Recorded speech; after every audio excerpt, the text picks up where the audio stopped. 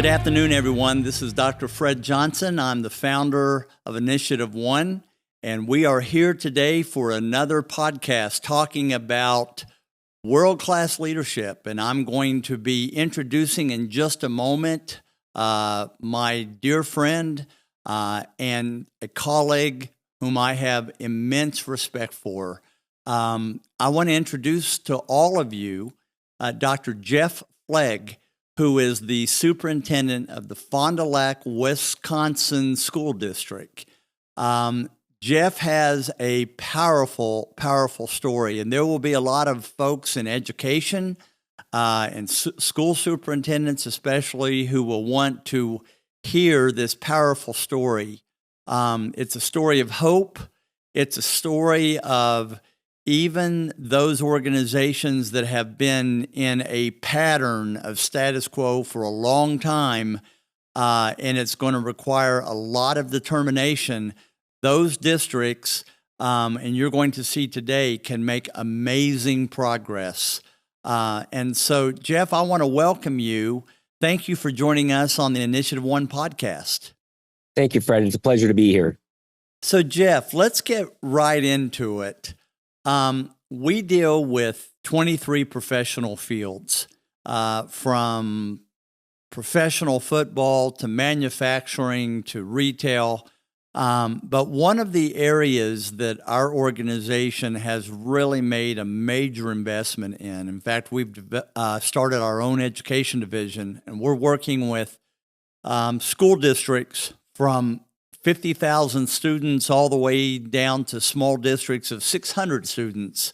And we're seeing some profound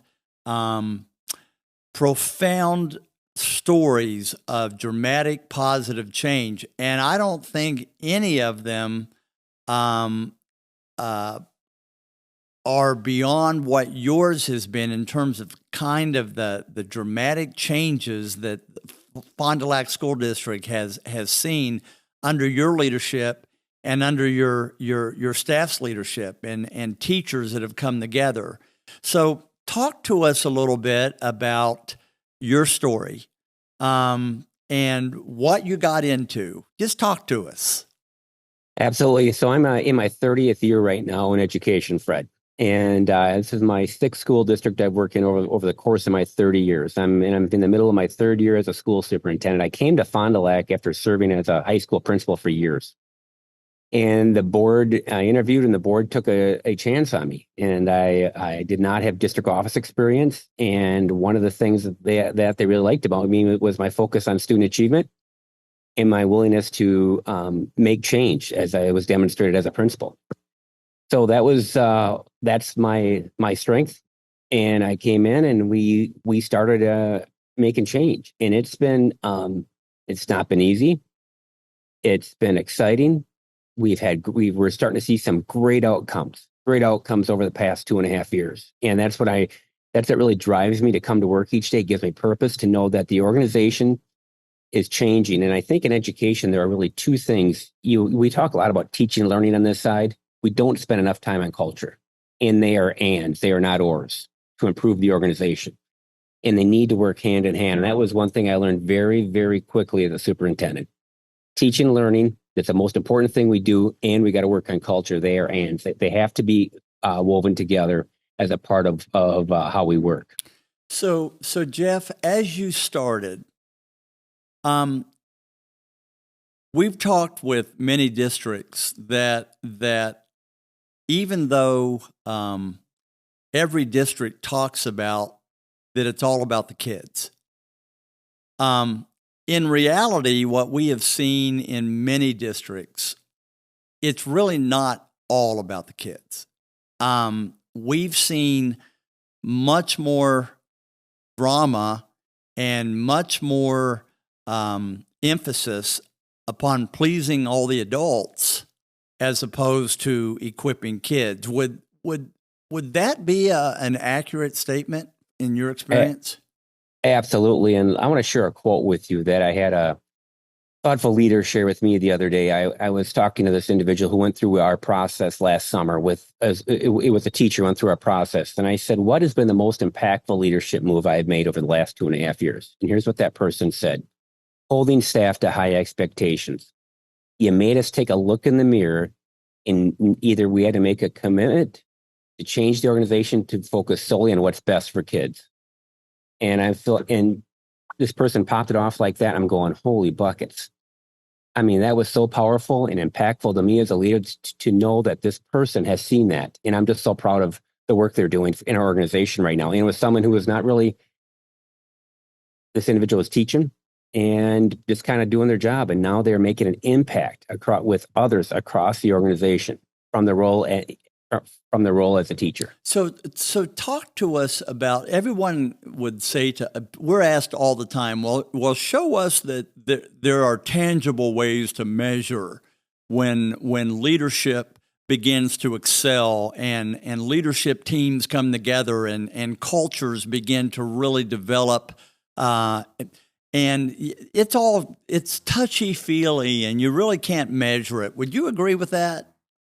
Oh, we could measure it, and we have. Well, talk to us about that.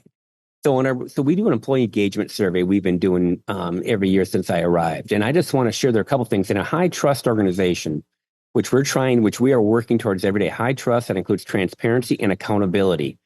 And in our most recent survey, when I arrived in 2021, 49% of our employees believed the organizational culture supported open and honest communication. 1 and 2. This past year, 61%. So we're moving the needle to believe open and honest communication is a vital part of our organization. Here's an additional one. When I arrived, 53% of our staff would recommend our organization to other parents. Think about that. They're working the organization. Only 53% would recommend it to others.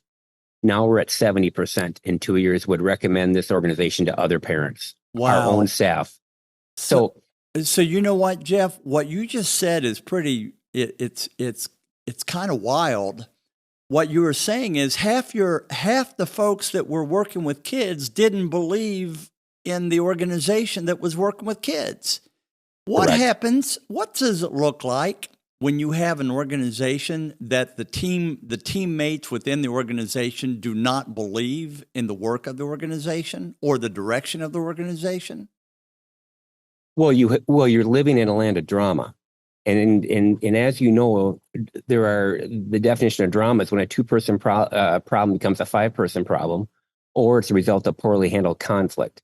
And when I arrived, there was a lot of drama going on, and gossip, and we have really put in some protocols for communication, protocols for if you have an issue, we're willing to listen, but you have to follow our process, and that's been transformational for the organization. And I'm not going to sit here and tell you everybody loves it, but it's helped us a ton to really help with that drama, because drama takes energy away from others in the organization. And that's what we've tried to limit, and we're working every day to actually eliminate it. It really robs an organization of the focus on the main thing. And absolutely. So give us do you have any other metrics, any other examples that you can give to us? Well, let me share with you on this. When I arrived, we were ranked 375 out of 420 school districts in the state of Wisconsin. We were in the 10th percentile. After 2 years, as we are now ranked in the 31st percentile. We are ranked 286 out of 420. So we're moving the academic needle. That's based on academics. That's not based on culture. But you got to have culture to improve academic outcomes for kids. So we're moving that needle. Additionally, we had 5 schools out of our 14 that exceeded expectations on the state of Wisconsin report card. We have 9 now after 2 years. So just 1/3 of the district basically exceeded expectation, and now it's more than a half. More than a half, and I'm expecting we're going to have more next year after this year. Just Wow. given given how things are moving along. And it's really a testament, Fred. I think they're, to our principal in the building leading, but our teacher leaders that InitiativeOne invested in last summer has been transformational for the organization and moving the needle. And I think when we start to empower others to lead and have an impact, there's no limit on what we can do. So, Jeff, we spent a lot of time, a couple of years, building the upper foundation, working with the top 2 tiers of leadership. But it really wasn't until those concepts started reaching the critical mass of the people that were actually in the middle of the work itself, all these teachers. Talk to us about how you got teachers who one half of them at one point were saying, I'm teaching, but I'm not sure I believe in the organization that I'm teaching. And we saw a massive shift once they got involved and began to be exposed to some of the leadership concepts. Would you talk to us about what that process looked like? Yes, I think the big thing is what it showed me is as a leader, you think you have to go about it alone. And as we involve teachers and staff in this process, I don't have to go about it alone. They are having the tough conversations. It's not me. They are building sideways accountability with their colleagues, and they're having conversations. And I think what was important as part of that process is that I needed to know how they felt about the organization too, and about my leadership. And I got some pretty candid feedback from them, and I had no problem taking it. And it was well spoken from the team of teachers they worked with, and I needed to hear it.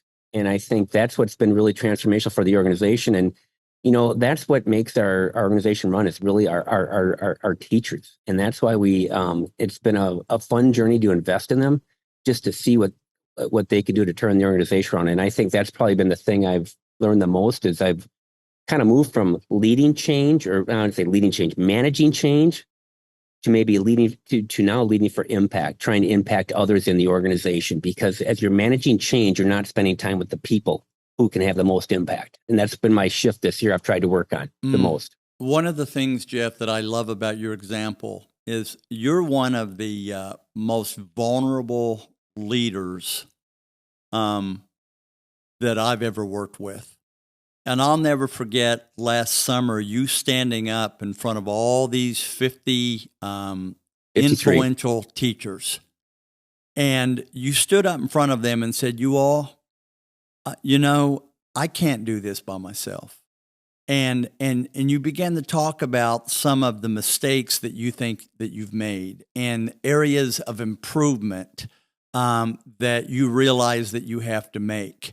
And you were just given this raw, sincere, honest assessment of this is the areas that I've got to get better in. And I remember just watching all of the faces, and they were blown away that they had a leader who would put his guard down and put his mask down and just be human and be real and talk about some of your pain points and the things that you've learned and the things that you would have to do over again.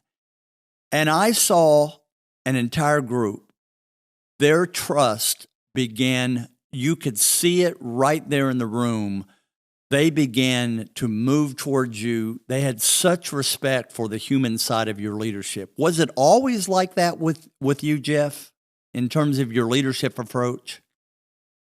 I think I've always had a guard up in this position, because when you lead a school for as long as I have, you do get burned, and I think it was always part of the guard up, but I do pride myself in having great relationships and really making an impact with people. So I think what I learned in the superintendencies, I'm so far away from from all the stuff that really goes on every day that you get disconnected from teachers. And I think what that allowed me to do was reflect and say, we got to get back to what makes our schools go around. And that's in function, which is the staff. And I think, the other thing, Fred, is that when I go back to my purpose, and my purpose has been for a while, is that I have a moral and I have a legal obligation to ensure our kids get a great education, period. Now where I'm at is not only do I still have that purpose, but I also have a moral purpose to provide impact into others, to get them to lead and get them to do things that they don't think they can do. And that's the number one thing I see with some of our teacher leaders. They don't have the confidence yet. And that's what I'm trying to build is to build them to lead. And I think what's so amazing to me is I had people take time with me on that to say, Jeff, you can do this job. You really should think about it. But I'm seeing these outstanding leaders who have not been told, guess what? You can lead at a high level in this organization and have a major impact. And I think that's where the focus has shifted in my leadership from the superintendent chair. So you're doing a lot of one-on-one conversations, basically of saying to people, look, I believe in you. Right now, I believe in you more than you believe in you. But I've telling you, yeah, and I have seen your role. What I call you is you are the chief belief officer. I've just seen you coach and lift up, especially in your district. Women leadership has not been. There hasn't been balance, just like in about most districts. But I've seen you make a concerted effort of equipping your female leaders or capable of leadership, really begin to say, look, you can do this. I know you've never done it before, but I want you to step up, and I've got your back. What kind of impact have you seen by focusing on instilling opportunity for women and people of color? And what have you seen the impact of that in your organization? Right now we have 12 female leaders going through the Leadership for Transformation process. And I have to tell you, I stop in the group once in a while just to listen. And what in the work they're doing on themselves as a leader, you got to work on yourself first. Is just amazing. And I think what's in store for that group, the sky is the limit. Is truly the limit on on the organization they can, or on the impact they can have on the organization and in their own life. So, I think, one of the things, I think I had someone share this with me, a female leader who I had promoted. She said, here's what I told a few of my colleagues. You sit from the distance and watch them work, and then you make a decision. And then and I've told this to other female leaders, when he comes to you and needs you to lead, you have to step up because he's made up his mind. And I think that was truly, I took it as a compliment, but I think she was trying to tell me I was being impatient, but, I think, which I am a little bit, but I think that's what really hit home with me. And I took, and I'll share a story with you. Our director of HR was a high school assistant principal. And I met her when I arrived, and I knew within 2 minutes of talking to her, I want her on my team someday. She was an assistant principal. We had an opening in HR.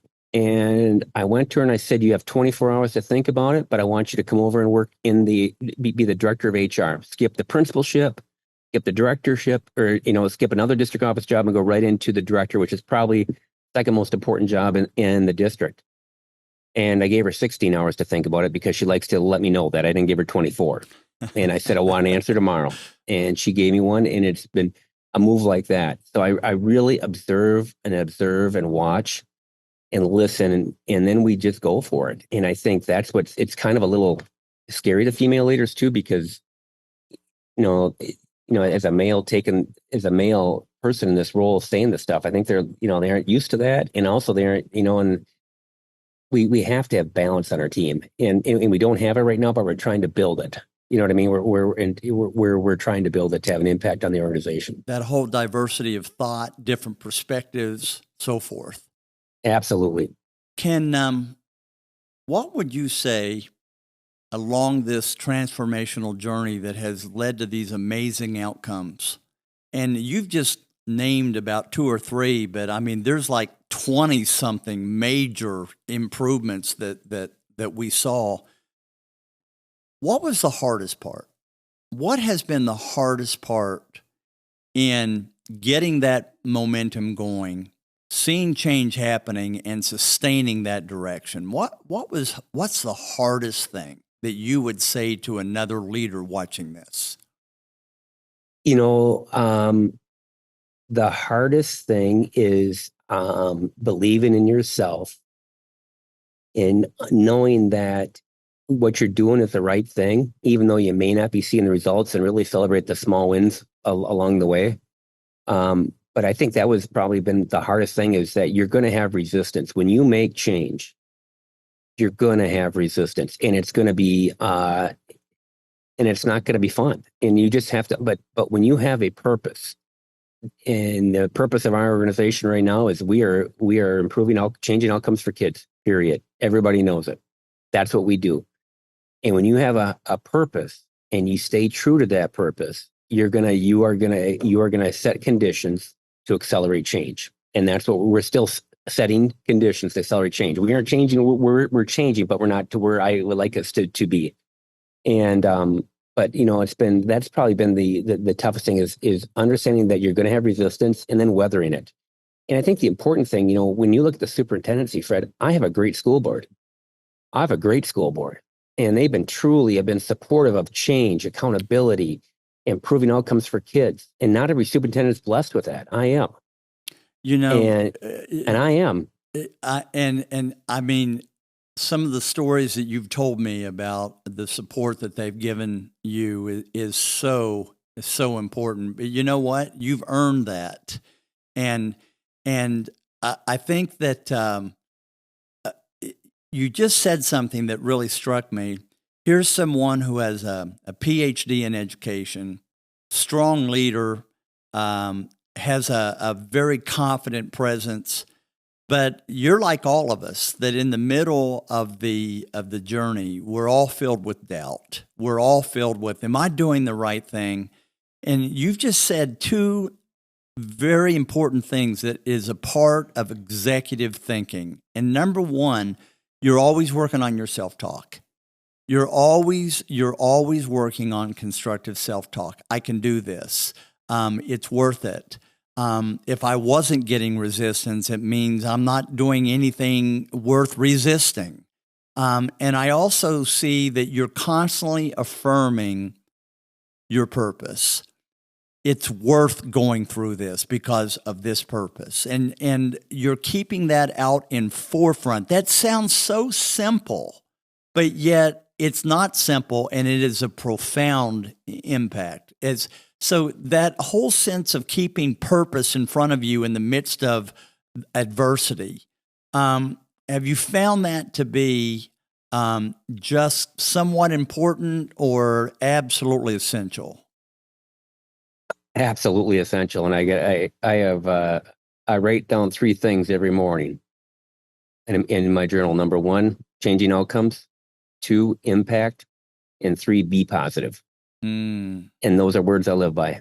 And when you get in the face of adversity, the last one is tough. And I have a team that will bring me back to that and say, Jeff, please understand, we've made great changes. You know what I mean? Because it's easy to get swallowed up in that negative, or when something doesn't go right. But it's about having an impact, and it's about changing outcomes for kids. And the impact is really on our staff right now. It's just having that impact to build up the organization. And I had a leader tell me the other day, it was interesting, as we're going through this. He said to me, Jeff, I just can't go back to the way it was now. He goes, this has been outstanding. The process, of how we're working right now from accountability and expectation standpoint, and the conversations we're having, where we're not shying away from difficult conversations. My team's having them with me. And they just had one, and I was wrong, and they were right, and I'm glad I listened to them. But the best part is they came to me. They had the courage to stand up and overcome their fear and have the conversation, because you've modeled that for them as well, and you've made it possible for them to do that, because you've received the information without being defensive or going to the, excuse me, but I'm the superintendent card. You cannot have a culture of transparency and accountability unless the leader of the organization is willing to model the humility of receiving that information, acknowledging mistakes without being defensive, just being real. Oh, and I make mistakes. We all do. And I think it's how we respond to those mistakes is how our team can move forward. And I think, I'll just share with you, we had a leader the other day break a trust accelerator. I didn't know about it. This individual came to me right away the next morning, turned himself in, for lack of a better term. And I said, whoa. I said, we're okay here. I said, just go fix it. We're going to be okay. And we're living by our trust accelerators. Would you talk about some of the folks that are watching this are not as familiar with some of the InitiativeOne concepts and methodologies? Would you talk about trust accelerators and its importance in the change process for Fond du Lac School District? Absolutely. Right. We have 4 trust accelerators. Our 5th one we're still working out, but number 1 is be confidential. What's said here stays here. Second one is deliver the mail to the right address, which means that if you have an issue or a concern, you go right to the person. You don't go to 5 other people. Third one is be kind, direct, and respectful in that conversation. And the 4th one is going to miss me right now, Fred. But anyway. Well, those are the biggies. Those are the biggies, and we talk about them. And we talk about how we're doing that with each other. And I think, and sometimes we get busy in our work and we forget to have conversations about them. And that's what's important part, is that we're having these conversations about how do we build trust? How do we continue to function at a high level? And it's really the backbone of our exec leadership group right now. And it's really making an impact with all of us. It's improving our relationships. It's improving our impact across the organization. And we're bringing in different thoughts to ways to solve problems, complex problems. And I think, I think you said this, I think world-class organizations solve problems better than anybody. Yes. And that's what we're working on. Because they feel safe to really talk about it and to share information that they're not afraid to share. And they're not afraid to talk about those, quote, sacred cow issues that a psychological safe environment, only in that environment can you be real and say, look, let's talk about something that's sensitive, it's uncomfortable, but we have got to put this on the table and figure out a way to deal with this, or else we're not going to move forward. Those are the kinds of discussions that you have in a team that is living by its trust accelerators. So it's just not some plaque on the wall that, hey, let's have some rules for a meeting and everybody's rolling their eyes. And so it's not just a plaque to you. No. And we're all working on it, including myself, every day. Do you have to renew those over and over and keep them fresh? We review them before every meeting we have. Wow. We review them, and then our last exec meeting, we spent the whole time talking about it. Wow. 90 minutes. How are we doing on these? How are we improving our communication with each other? How are we having tough conversations? So it's, and we have a long way to go, Fred. We are far from arrived. But the important part is we're having the conversations at a deep level. That's great. There's a couple things I want to touch on before we close. One, you mentioned earlier about sideways accountability. We teach that you cannot have a powerfully healthy, high production, high trust team without sideways accountability, which is very difficult to root. Would you talk about sideways accountability, what that means? Yeah, absolutely. It's when you're having the conversation with your colleague that you may be struggling with, or that they may have said something to you, and whatnot. And I got to tell you, Fred, our teachers are having them with their colleagues. Just like we're having them with each other at the district office, they're having them with their colleagues. And it's funny, I get a call every so often from a teacher that says, can I just run this conversation by you and can you coach me through on it? Absolutely. And I think the most important part of this sideways accountability, where I think your process really kind of lowers anxiety, is that when you're delivering the mail, we call it, and having this conversation in a kind, direct, respectful way, you're not responsible for how the person receives it. And I think that was so hard I think that just kind of released some of the anxiety folks were having, and say, I'm so sorry you feel that way, but it's just important that I let you know because I believe this feedback is important to you. Yeah, we say that you're not responsible for how someone receives your information, but we are responsible for how we deliver it. And even if we deliver it in a way that's impeccable, that's sensitive, that's kind, direct, and respectful, that doesn't guarantee that the other person is going to receive that information well. But that's on them. And Exactly. and the most important thing is have the conversation. So you talked about, as a result of sideways accountability, you shared this incredible story about what has happened in your HR department, which is, I would call, for most organizations, it's the babysitting department. It's them handling the conversations that the adults should be handling on their own. What have you shared this one story about the first year about a statistic in all of your buildings. Can you remember that? Yeah, it was during my first year, we were getting calls all the time, complaints about principals from teachers right to HR. And I think I'm going, and I just can't believe it's this bad. You know what I mean? But that was a part of the culture. It wasn't that it was necessarily all that bad, but that's just what happened. So we did a couple things. We put in a defined issue resolution process, a very highly defined for any part where we have a very specific process. If you're unhappy with the first contact, you go to the second and the third. And I think in the last 2 years, I think I've had 2 or 3 get to me that where the problem could not be resolved along the way, because these may not be big problems to maybe us at district office, but they're important to the teachers. But there are ways that they can be solved constructively with the goal of saving the relationship between the principal and the teacher. And I think that has been a shift. And right now, we don't have we don't have calls about principals like we used to. Not even close. It's like gone from hundreds to like a few dozen. Yeah, not even less than that. Wow. Less than that. But I think it's part of our issue resolution process. And people who are the closest to the problem are the best ones to solve the problem. And sometimes, as a principal, you maybe, you kind of get frustrated and you don't handle it right with a teacher. And then we have our chief of schools can step in and coach you through that to repair the relationship. But when they're going around the principal and everybody else to the director of HR, the relationship is shattered. Unless there's something horrible going on, like harassment or, something illegal or immoral, I think it has to be handled through a specific process. And it's provided great clarity in the organization, which I think is what people want, clarity.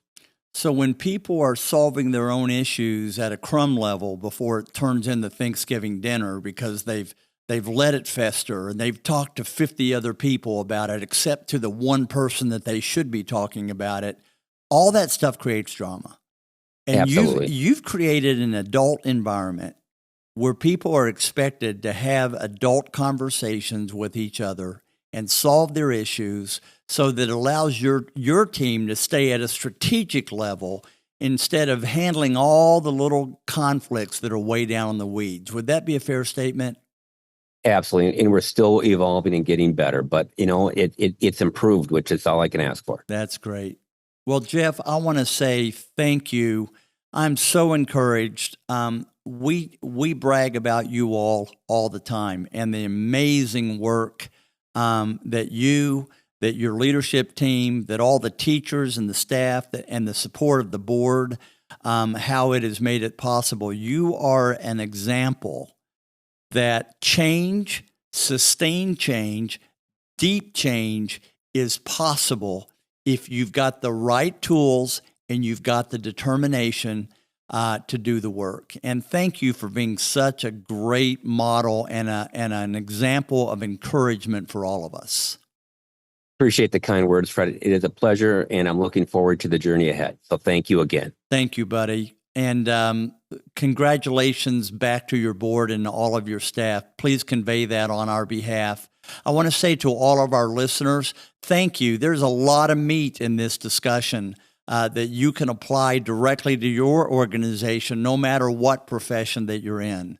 I want to say to each of you as our listeners, I hope that you will give serious thought and consideration to joining us in June 14th through the 16th. We're having our first annual national convention sponsored by InitiativeOne in Green Bay. We've already had a lot of people register for that conference. You can go to our website and learn InitiativeOne.com and learn a lot more about that. And also, catch us for our think tanks. It's your first way of getting to know us so that hopefully you'll take a great deeper dive into our work and become partners with us like Jeff and his organization has. So keep working on your journey. Keep working on your growth. Thank you for allowing us to be a part of that journey. Thanks again, Jeff. Thanks again, everyone. We'll see you soon.